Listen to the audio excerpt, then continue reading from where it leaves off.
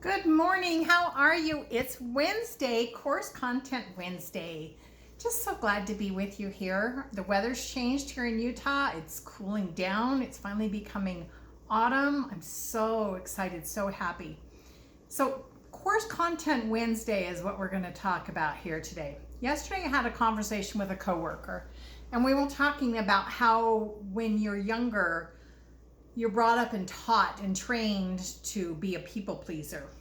You don't think of yourself, you think of other people always before yourself. Now, there's a certain level of where that's healthy because you don't always be solely focused on yourself, right?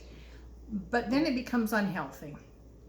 When you start sacrificing your wants and your needs and your desires for other people, when you don't even know your own voice and what you like and what brings you joy. But you say things like, well, what would you like to do? Well, what would you like to eat? Well, you never make a choice and say, hey, I would like to go do this. I would like to do this. Or you just go do it on your own. So people pleasing has, I think of it like scales. There's this balance. And how do you know when you've gone over the board? Here's some quotes from a website. What's the website? WebMD.com, talking about people pleasers. So how do you know whether you're a nice person or someone who fits the profile of a people pleaser? It's one thing to be willing to help other people as part of our nature, but people pleasers often end up taking advantage of, usually end up getting taken advantage of by other people. You agree with people who are in front of you, whether you really don't understand or you truly don't agree with what they're doing.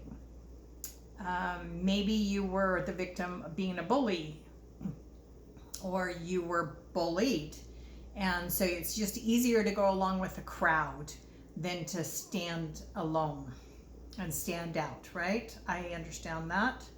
Apologizing for things that aren't your fault. Oh my, I spent a lifetime doing that one. I'm sorry you're upset. I'm sorry you don't feel well. I'm sorry that you're upset. I'm sorry that you're angry. I'm sorry that you feel that way. I'm sorry that I punched you because you hurt me. I'm sorry that I started to cry because you hurt my feelings. I'm sorry for just being me and being live. Yeah, I did that a lot. Not being able to say no. If you find it difficult to tell other people no when they ask you for something, even though you don't have the time and you know you don't have the resources, that starts resentment. If you are too busy saying yes to everybody, you begin to resent everybody. And it's all because you didn't draw your own boundaries. Changing your personality depending on who's around you. Remember that in high school and college? I do. And as an adult, my children actually accused me of that one. They didn't seem to understand that I was a different person when I was in business, but there's another one. So after 34 and a half years as a real estate broker, I finally retired this summer. As I just could not do that any longer. I was so busy trying to make other people's dreams happen, I ignored my own. And it's not a healthy thing. Your worth depends on how other people see you. I can't tell you how many times my mother said, what will other people say? What will other people think? What will the neighbors say? What will the ward members say? She was always worried about her value and how other people perceived her. And it rubbed off on me. Lack of self-care, built up resentment, inability to enjoy yourself. You can't seem to even know what you want to eat. You just ask everybody what they want because you can't even make up your mind. You lose yourself in being the pleaser to everybody else. It's not healthy.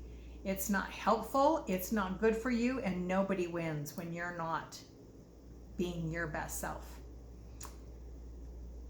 So here's some quotes. Let's see what I've got here. Never forget how rare and unique and wonderful you are.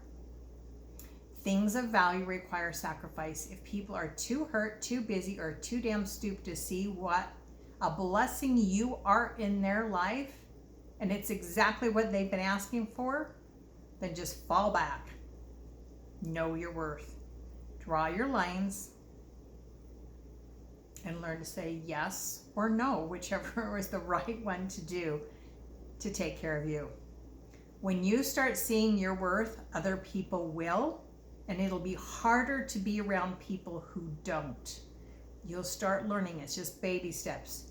When you know your worth, no one else can make you feel worthless. That's a powerful one. That one came to me from the 5 Agreements. Don, Louis, oh shoot, put it in the comments, I can't remember. Anyway, when number 2 and number 3 agreements. So those came to me during that growth and that experience. Don't see your value through the lens of someone else's eyes. That's powerful. Know your worth. Never settle for anything less than what you deserve. Sometimes walking away has nothing to do with weakness and everything to do with strength. We walk away not because we want others to realize our worth and value, but because we finally realize our own. I'm going to leave you with that one because that one was powerful and it meant a lot to me. Have a great Wednesday. Make choices and decisions that take care of you, that create your best life.